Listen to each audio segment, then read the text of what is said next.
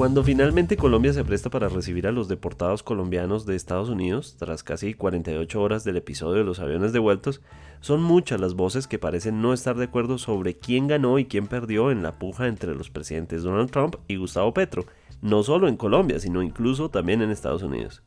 No es solo una cuestión de narrativas de izquierda y derecha, sino que los mismos protagonistas han lanzado mensajes que van desde la defensa de la dignidad hasta insultos de alto calibre.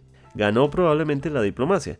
¿Quiénes son los protagonistas de ese diálogo tras bambalinas que hizo posible suspender las imposiciones de Trump?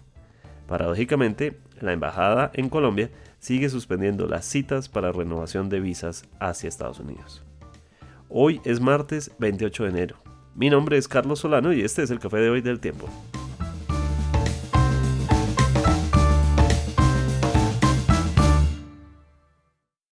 El Tiempo es un medio aliado de The Trust Project.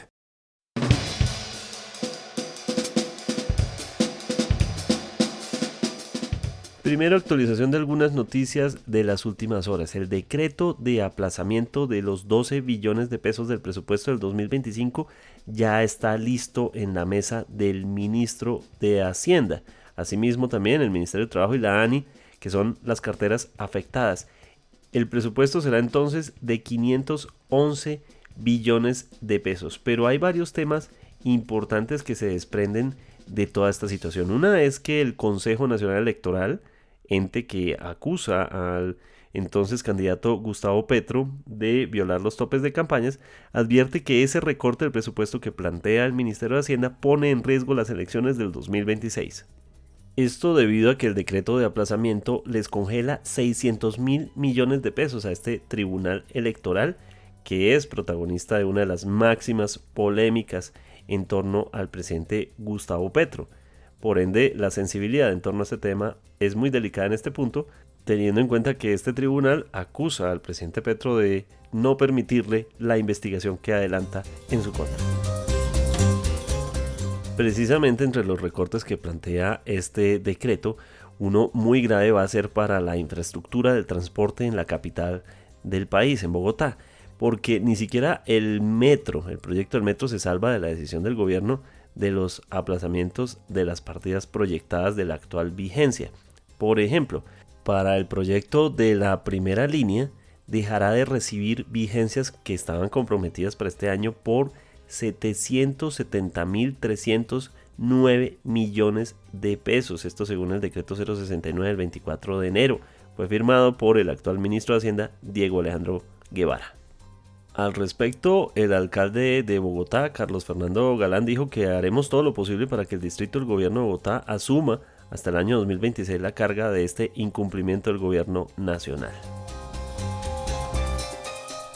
La Corte Suprema de Justicia ordenó la captura de la influenciadora EPA Colombia, es decir, de Daneidy Barrera Rojas, reconocida influenciadora, empresaria. Ordena 5 años y 2 meses de prisión. Esto por el caso que se dio en el año 2019, es decir, hace 6 años. Recordado caso en el que la influenciadora atacó al servicio de Transmilenio. Entonces, los delitos son perturbación en servicio público de transporte colectivo u oficial, instigación a delinquir con fines terroristas y daño en bien ajeno.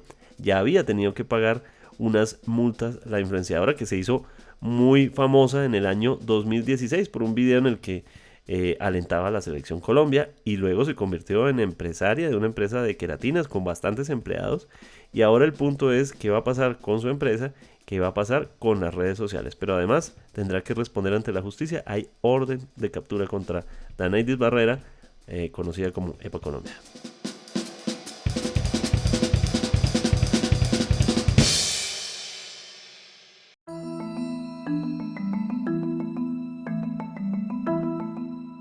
Para el momento en el que sale este episodio ya van 48 horas del momento que desató toda esta crisis diplomática con Estados Unidos.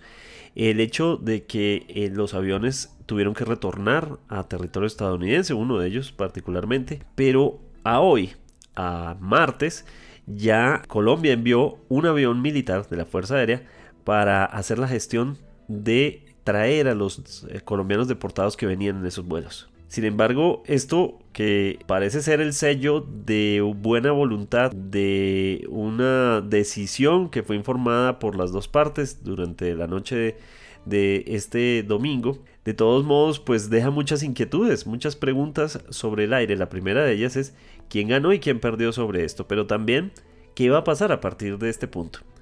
Por eso hemos querido invitar a la profesora Karen Cubides, quien es internacionalista de la Universidad del Rosario, con énfasis en estudio de política internacional, diplomacia e historia, y miembro de la red colombiana de relaciones internacionales. Bienvenida, profesora. Muchísimas gracias, Carlos, por la invitación.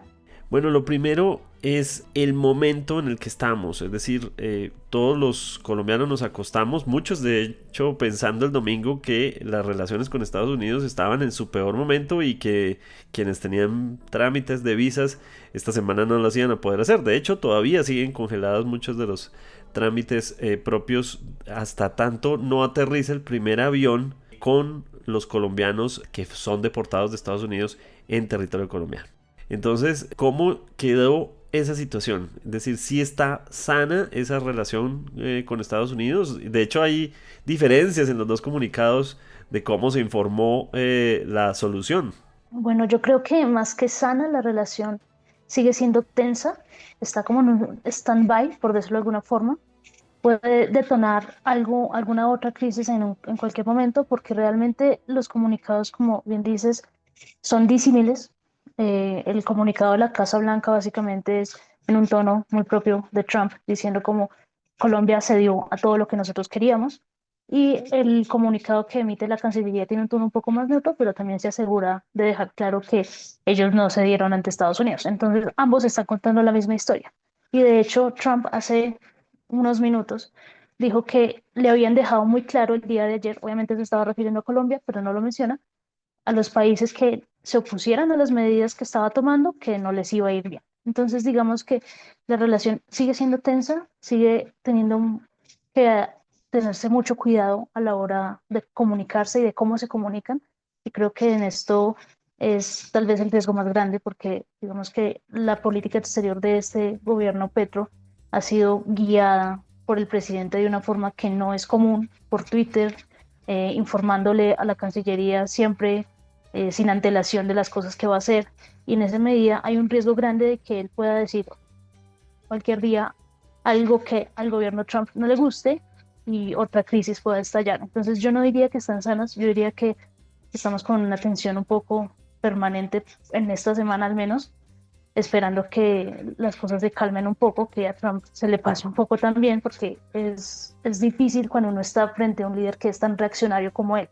Y cuando uno tiene en Colombia un líder que tampoco es que sea muy pragmático a la hora de comunicar y a la hora de tomar decisiones. Entonces yo creo que estamos ahí en un veremos muy grande. Profesora, pues la discusión que ha habido en torno a quién ganó o quién perdió en esta disputa ha sido muy compleja. En Colombia, pues la mayoría de voces dicen pues que esto fue terrible para Colombia, que quedamos muy mal, que Petro perdió la puja contra Trump. Pero también, obviamente, hay una discursiva propia de influenciadores y un montón de voces que defienden al presidente que dijo, bueno, se paró con dignidad para defender los deportados colombianos y la dignidad de estas personas, de sus compatriotas. Lo curioso es que también hemos visto que en Estados Unidos tampoco es que haya necesariamente acuerdo sobre si Trump fue el ganador de esta puja. Uno creería que esto le sirve mucho para su discurso, pero a la vez hay voces que dicen que no. Nos llama mucho la atención eso mientras investigábamos este reportaje. Sí, bueno, digamos que esto es algo que está sucediendo con todas las medidas que está poniendo el gobierno Trump, no solo sobre Colombia, o bueno, que trató de poner, no solo sobre Colombia, sino también sobre México o Canadá, por ejemplo. Es un sector de la opinión estadounidense que básicamente entiende que esta imposición de aranceles va a terminar afectando al consumidor estadounidense al final del día. En ese sentido, se oponen a eso. En Colombia pasa lo mismo porque estamos en una situación, en una época, en una era en la que las narrativas y construir esas narrativas se vuelve algo muy fácil. Y realmente no hay un ganador o un perdedor porque al final del día no pasó nada por ahora. Pero si uno se pusiera a pensar de que esto hubiera llegado a hacerse efectivo, obviamente quien sale perdiendo es el gobierno gobierno pro y es Colombia, porque no se puede comparar lo que significa ponerle aranceles a los productos que Colombia vende en Estados Unidos a que nosotros tengamos que pagar más por esos productos y por los productos que los estadounidenses venden acá. Entonces la afectación económica hubiera sido mucho mayor para Colombia. En la narrativa, pues yo creo que están en un empate porque hay voces para todo en Colombia y en Estados Unidos. Entonces sigue siendo, digamos, como un round en el cual ambos gobiernos pegaron, pero aún no hay un ganador. De acuerdo. En este punto, la política estadounidense, pues obviamente también es el giro impresionante que está dando. Y uno de esos es que en el lenguaje propio de tanto del presidente como de sus más cercanos, reinan incluso las groserías, es decir, las siglas que han puesto en sus redes sociales, tanto Elon Musk como el mismo presidente Trump, dan a entender que celebran una especie de comportamiento de matón frente a Colombia. Y Colombia, según diferentes voces, queda como el conejillo de Indias del garrote que quería mostrarle Trump al mundo, ¿no? Sí, pues realmente lo que pasa con Trump es que él juega bajo unas reglas diferentes en las cuales ya la cortesía pasa a un segundo plano y está reescribiendo la forma de hacer política en Estados Unidos y a nivel global. Y Colombia lamentablemente cayó en el juego. Trump iba a hacer esto con cualquier país que realmente fuera firme en contra suya y Petro lo hizo de una forma poco inteligente y básicamente Trump lo que hizo fue tomar a Colombia como ejemplo de lo que no hay que hacer y de que su política exterior es seria, de que su America First no es un juego, no es retórica, sino que es algo que él va a cumplir a cabalidad en estos 4 años de gobierno y que no importan las formas, que lo que importa son los resultados o los hechos y que entre más contundente se sea con el rival, por decirlo de alguna forma, será mejor, o sea, eso es algo que se premia. Entonces, digamos que es una forma diferente de hacer política a la acostumbrada en Estados Unidos, pero que cada vez se ve como más normalizada, no solo allá, sino en el resto del mundo y en la cual Colombia quedó como el conejillo de Indias, como bien lo dices. De todos modos, al parecer la diplomacia volvió a jugar su papel fundamental. En este punto pareciera que demuestra lo importante que es decir, de Colombia vimos al canciller Murillo, acompañado entre otras también de la próxima canciller, del ministro de Comercio, del vicecanciller, del embajador de Colombia en Estados Unidos, David García Peña, pero también hubo una posición diplomática muy importante desde Estados Unidos para resolver esto en cosa de horas. Resolverlo, es decir, ponerlo en ese stand-by como estábamos hablando. Pero la figura de Mauricio Claver Carón parece ser fundamental en esta discusión, ¿no? Sí, pues realmente lo que sucede es que Estados Unidos no puede darse el lujo, esto Trump lo sabe, pero probablemente no le interesa reconocerlo, pero ellos no pueden darse el lujo de sabotear la relación con su aliado más cercano en la región y con su aliado histórico en la región sudamericana que es Colombia, menos en un contexto en el cual los avances de China son palpables, los avances de otras potencias como Rusia son palpables. Entonces ellos saben, estos personajes que conocen las dinámicas diplomáticas entre Colombia y Estados Unidos saben que no se pueden dar esos lujos y por eso digamos que se volvieron o trataron de resolver esto de forma rápida. Y por parte de Colombia, también la experiencia del canciller Murillo fue fundamental porque él conoce bien a congresistas demócratas, él conoce cómo se hace la política estadounidense, entonces eso le facilita llegar a acuerdos con ellos. Algo que es Laura Sarabia, que será la canciller, no tiene esa experiencia, no tiene ese conocimiento, entonces digamos que también es gracias a esa habilidad que tiene el canciller Murillo y que pues por ahora resolvió esto de una forma mucho más rápida de la esperada. Pues digamos, Colombia ha sido un aliado estratégico, pero no es tan fácil decirlo al estar hablando del gobierno Petro.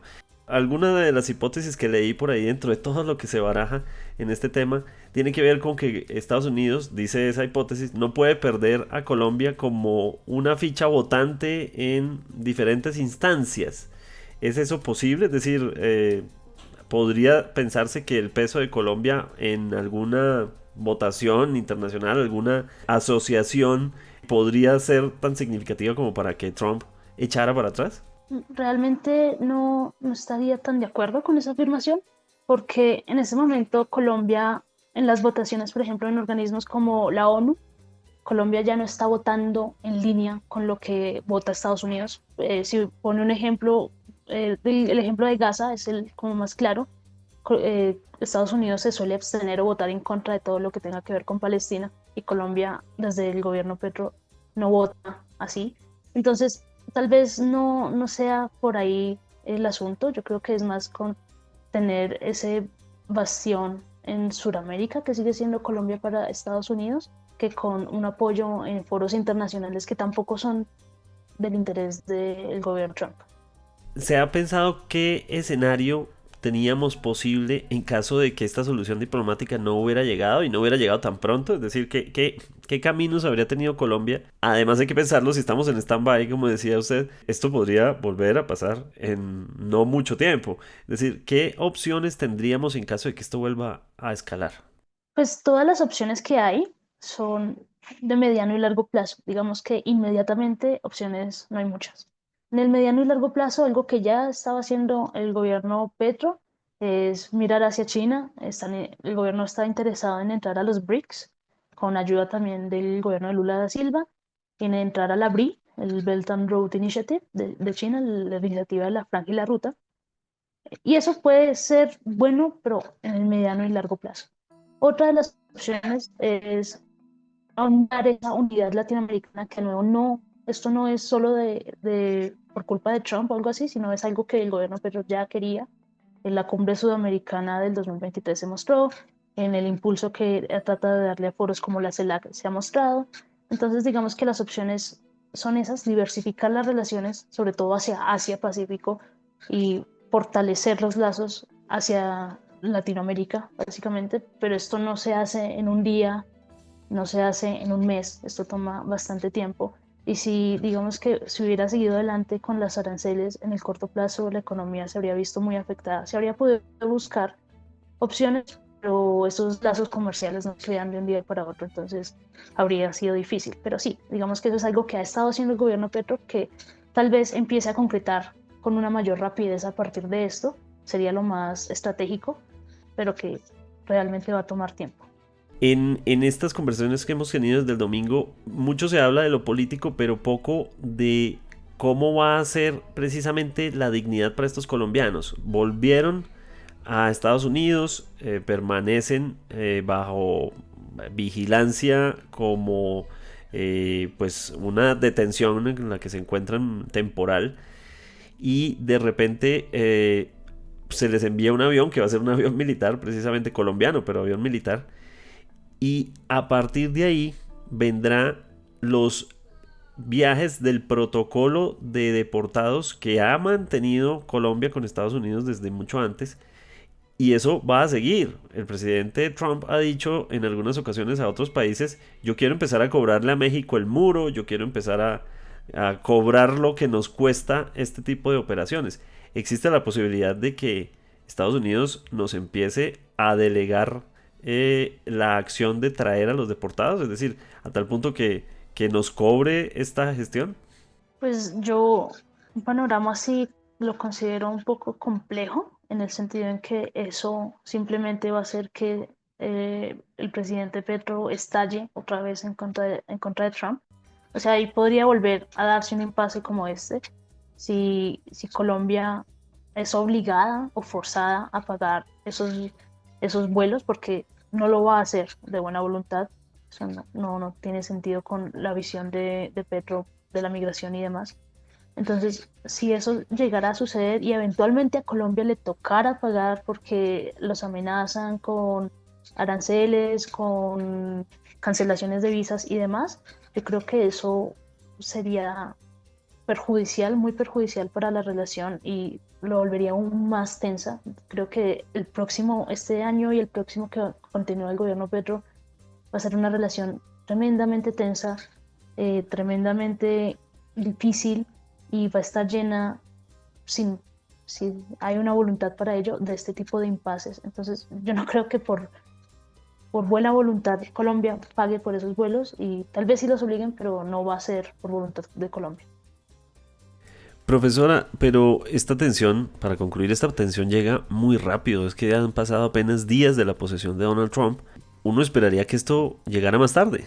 Básicamente, una de las cosas importantes para entender lo que pueda pasar de aquí en adelante es entender que las prioridades del gobierno Petro y el gobierno Trump son completamente incompatibles. Mientras Petro aboga por la lucha contra el cambio climático, Trump niega que exista el cambio climático, mientras Petro tiene una visión diferente sobre el tema de drogas. Estados Unidos y Trump eventualmente van a empezar a presionar con ese tema a Colombia. Entonces creo que de entrada ya todo el mundo esperaba que ellos fueran a chocar en algún momento, tal vez no tan pronto, y es probable que sigan chocando porque sus visiones del sistema internacional y de la realidad internacional son completamente diferentes, completamente disímiles. Entonces eso es importante tenerlo en cuenta al ver lo que suceda de aquí en adelante, porque es probable que estos episodios sigan ocurriendo y que siga habiendo una tensión entre ambos mandatarios.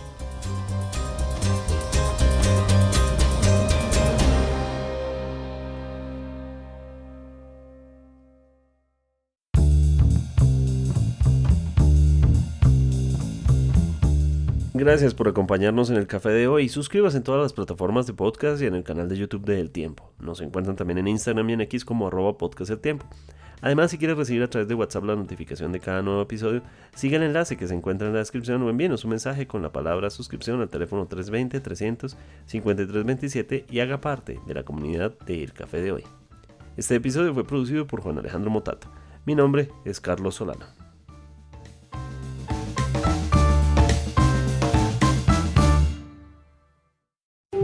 Podcast El Tiempo.